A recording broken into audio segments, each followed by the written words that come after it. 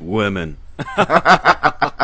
आपने कई बार लोगों को बोलते हुए सुना होगा कि भैया लड़कियों की लाइफ तो बड़ी इजी होती है, इन्हें मेट्रो में सीट मिल जाती है फ्री की, कॉलेज और जॉब्स में रिजर्वेशन मिल जाता है, सोसाइटी में भी प्रोवाइडर की रिस्पॉन्सिबिलिटी इनके ऊपर नहीं होती, तो कोई प्रेशर भी नहीं होता है। और इसके ऑपोजिट एंड पर लोग लड़कियों के प्रॉब्लम के बारे में बात करते हैं तो crime against women, patriarchy, gender based discrimination जैसे हैवी टॉपिक्स उठ जाते हैं। लेकिन इन दोनों ही एक्सट्रीम एंड्स के बीच में कुछ ऐसी चीजें हैं जो हमेशा इग्नोर हो जाती हैं, और ये होता है लड़की होने का इकोनॉमिक बर्डन। और इस वीडियो में हम एग्जैक्टली इसी टॉपिक पर डिटेल में बात करने वाले हैं। If you're a woman, just about everything costs you more than similar products marketed for men.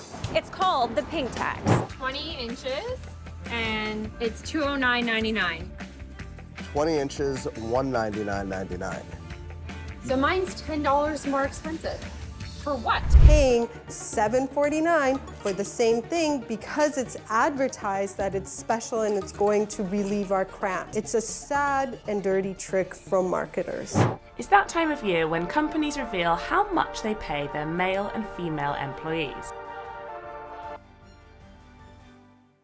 बात शुरू करते हैं पर्सनल केयर से। लड़कों के लिए वेल ग्रूम्ड दिखना काफी इजी होता है, नहाओ, शेव कर लो, बाल कटा लो, बात खत्म। अब नहाने में साबुन से काम चल जाता है, शेविंग घर पे भी हो सकती है, और बाल कटाने में मैक्सिमम 100 रुपए लगते हैं। थोड़े फैंसी हो गए तो 200-250 रुपए दे के सैलून में चले जाओ। चाहे आपकी सैलरी कितनी भी ज्यादा हो, लड़के मोस्टली अपनी पर्सनल केयर पर ज्यादा खर्चा नहीं करते। लेकिन लड़कियों के केस में एक बार भी सैलून जाने की कॉस्ट 1000 से 1500 के बीच आती है। इनके हेयर कट के साथ manicure, pedicure, eyebrows, hair treatment, face pack, face mask, बहुत सारी चीजें आती हैं। अरे अकेले मैनिक्योर और पेडिक्योर की कॉस्ट इतनी ज्यादा है तो आप बाकियों की कॉस्ट अपने आप ही समझ सकते हो। इसके अलावा एक लड़की के लिए सुंदर दिखना काफी इंपॉर्टेंट होता है। इसकी मेंटल कंडीशनिंग एकदम बचपन से शुरू हो जाती है। अपने देश में तो वैसे भी सुंदर दिखने का मतलब है गोरा रंग, इसीलिए फेयरनेस क्रीम्स वाले एड से आप खूब ब्रेन वॉशिंग देखते होगे, जहां पर एक सांवली लड़की है, पहले उसकी लाइफ एकदम बर्बाद है, ना जॉब लग रही है, ना रिश्ता हो रहा है, जैसे गोरी हुई सारी प्रॉब्लम दूर हो गई। और यहीं से ही ब्यूटी और पर्सनल केयर प्रोडक्ट्स की एक नीड शुरू हो जाती है। लड़कियां अपनी पढ़ाई से ज्यादा खर्चा अपने मेकअप पर और कपड़ों पर कर देती हैं, और घर वाले भी इसको सपोर्ट करते हैं। सोसाइटी भी ना इस बात को सपोर्ट करती है। एक हार्वर्ड की स्टडी के अकॉर्डिंग जो लड़कियां मेकअप लगाती हैं उनको ज्यादा कॉम्पिटेंट माना जाता है। एक स्टडी में यह भी पता चला कि जो लोग फिजिकली कम अट्रैक्टिव होते हैं उनको अट्रैक्टिव दिखने वाले लोगों के कंपैरिजन में कम सैलरी मिलती है। और हॉस्पिटैलिटी, एयरलाइन, मीडिया और फैशन जैसी इंडस्ट्रीज में लड़कियों का मेकअप करना मैंडेटरी होता है। और इन जनरल लड़के चाहे लड़कियों के मेकअप का कितना भी मजाक उड़ा दें, सोसाइटी लड़कियों से यही एक्सपेक्ट करती है कि वो थोड़ा बन ठन के रहें। और आजकल तो इसके अराउंड पूरे कंटेंट की इंडस्ट्री बन चुकी है, जिसमें इन्फ्लुएंसर मॉर्निंग और नाइट के स्किन केयर रूटीन प्रमोट कर रहे हैं। और इसीलिए 90% ब्यूटी प्रोडक्ट खरीदने वाले लोग यूट्यूबर्स और इंस्टाग्राम पर इन्फ्लुएंसर्स की रिकमेंडेशन पर ही परचेज कर रहे हैं। और इसी वजह से भारत के अंदर कॉस्मेटिक इंडस्ट्री दुनिया की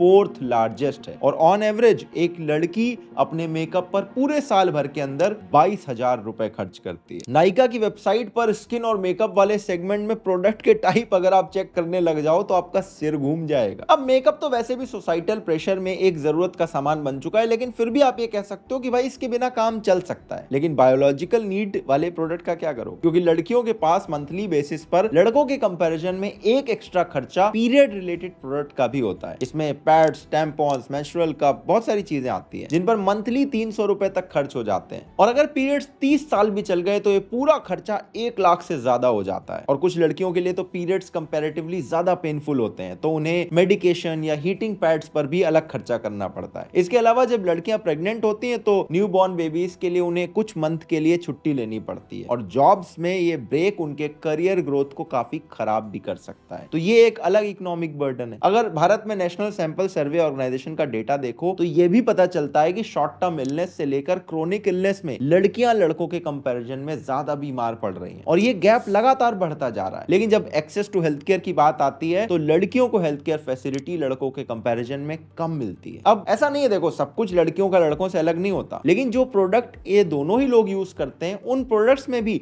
जो विमेन ओनली वर्जन बना देती हैं कंपनियां, उसमें ज्यादा चार्ज करने लगती हैं। और ये खेल बचपन से ही शुरू हो जाता है। लड़कियों के जो खिलौने हैं वो लड़कों के कंपैरिजन में महंगे बिकते हैं। इनफैक्ट न्यूयॉर्क गवर्नमेंट ने इस पर एक पूरी स्टडी पब्लिश करके ये बताया था कि अलग अलग प्रोडक्ट जो मेन और विमेन दोनों के लिए हैं, उसमें विमेन के प्रोडक्ट महंगे हैं। और इस बात को उन्होंने पिंक टैक्स का नाम दिया था, क्योंकि जनरली लड़कियों का सामान पिंक कलर का होता है। और ये चीज आप भारत में भी नोटिस कर सकते हो, जैसे एडिडास के ऑलमोस्ट आइडेंटिकल दिखने वाले शूज लड़कों के लिए 3000 के हैं और लड़कियों के लिए 3800 के। लेकिन ऐसा हर प्रोडक्ट में नहीं होता है। ज़ारा की वेबसाइट पर मैंने देखा तो मेन और विमेन के जो ब्लेजर, शर्ट, जीन्स ये सब दिख रहे थे सेम रेट के थे। और यही सेम चीज मैंने जॉकी की वेबसाइट पर भी नोटिस करी। लेकिन इसी जॉकी की वेबसाइट पर एक और चीज मैंने नोटिस करी। इनर वेयर के सेक्शन में जब आप जाओगे तो मेन और विमेन के लिए जो अवेलेबल ऑप्शन है उसमें बहुत बड़ा डिफरेंस है। ऐसा इसलिए क्योंकि मेन के केसेस में उनकी जो इनर वेयर है वो उनकी बाहर की ड्रेस या उनकी एक्टिविटी से डिपेंड नहीं करती और हर केस में कॉमन रहती है। लेकिन विमेन के लिए उनकी ड्रेस और उनकी एक्टिविटी के साथ साथ अलग अलग इनर वेयर की रिक्वायरमेंट होती है। और ये सारे के सारे इनर वेयर्स मेन के कंपैरिजन में ज्यादा एक्सपेंसिव भी होते हैं। और अगर आप बाहर पहनने वाले कपड़े देखो तो लड़कियों के कपड़ों की रेंज से लेकर कॉस्ट हर एक चीज लड़कों के कंपैरिजन में काफी ज्यादा महंगी है। लड़कियों का कोई भी कपड़ा आप देखो उसमें मैचिंग में चुन्नी, बिंदी, बैग, सैंडल, ज्वेलरी सब कुछ लगता है। अरे अगर आप साड़ी भी 1000 रुपए की ले आए तो उसमें फॉल पिको कराओगे, ब्लाउज खरीदोगे, पेटीकोट खरीदोगे, साड़ी से डबल खर्चा इन सब चीजों पे हो जाता है। और अगर आपको लगता हो कि वेस्टर्न कपड़ों में इक्वालिटी है तो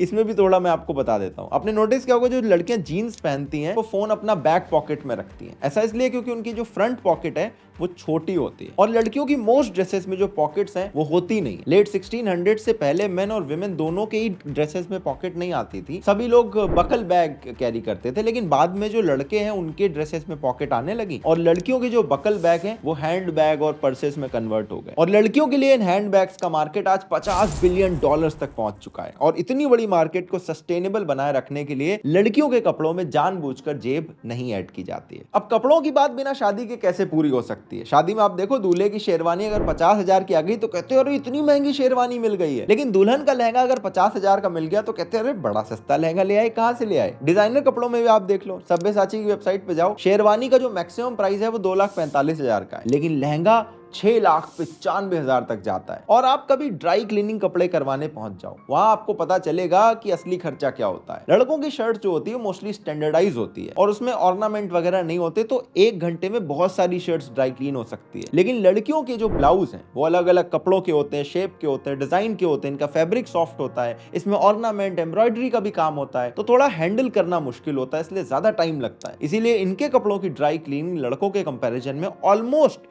डबल प्राइस में होती है। हम लोग शादी की बात कर रहे थे, उसमें कपड़ों के अलावा दूसरी सबसे इंपॉर्टेंट चीज पता है क्या है? ज्वेलरी। और इस ज्वेलरी का खर्चा इतना ज्यादा होता है कि एक शादी में एक मिडिल क्लास फैमिली भी रहेगी वो भी 5 लाख से 25 लाख रुपए तक गोल्ड पर खर्च कर देती है। इनफैक्ट गोल्ड का क्रेज अपने देश में इतना ज्यादा है कि हमारे यहाँ की औरतों के पास पूरी दुनिया का 11% गोल्ड रिजर्व रखा हुआ है। शादी में बाकी जो भी खर्चा होता है अगर आप वो भी देखो, जैसे प्लानिंग है, वेन्यू है, कैटरिंग है, ये भी ट्रेडिशनली माना जाता है कि लड़की की फैमिली वाले करेंगे। और ये भी एक एडिशनल इकोनॉमिक बर्डन है लड़कियों के ऊपर। ऑन एन एवरेज एक शादी में 10 लाख रुपए तक खर्च हो जाता है, जिसमें 50% खर्चा वेन्यू और कैटरिंग और गिफ्ट में चला जाता है। और इस गिफ्ट के नाम पर लड़के की जो फैमिलीज है वो लड़कियों से दहेज एक्सपेक्ट करती हैं और ये भी देश में काफी तेजी से फैल रहा है। कुछ लड़के तो सरकारी नौकरियां सिर्फ इस वजह से कहते हैं कि उनकी मार्केट वैल्यू यानी उनको दहेज का जो अमाउंट मिलेगा वो बढ़ जाए। लेकिन इतने सारे एडिशनल इकोनॉमिक बर्डन जो मैंने आपको बताया, इसके बावजूद भी लड़कियों के लिए जो सबसे कंसर्निंग बात है वो पता क्या है? वो है वेज गैप। लड़कों के कंपैरिजन में लड़कियों की जो सैलरी होती है वो सेम पोजीशन और सेम काम के लिए 2 से 6% तक कम रहती है। और ये तो सिर्फ वर्किंग वुमेन का डेटा है और भारत में सिर्फ 22% वुमेन ऐसी जो जॉब करती हैं। लेकिन नेशनल सैंपल सर्वे के अकॉर्डिंग भारत में जो लड़कियां हैं वो घर के अंदर 5 घंटे काम करती हैं। सरकार इसको अनपेड लेबर की तरह कैटेगराइज करती है और ये भी कहते हैं कि इसमें अपॉर्चुनिटी कॉस्ट भी एसोसिएटेड है। तो एक तरफ विमेन पर एडिशनल इकोनॉमिक बर्डन पड़ रहा है, दूसरी तरफ जेंडर पे गैप और अनपेड लेबर। और इस कॉन्टेक्स्ट के साथ अगर आप देखें तो ये जो इकोनॉमिक बर्डन है वो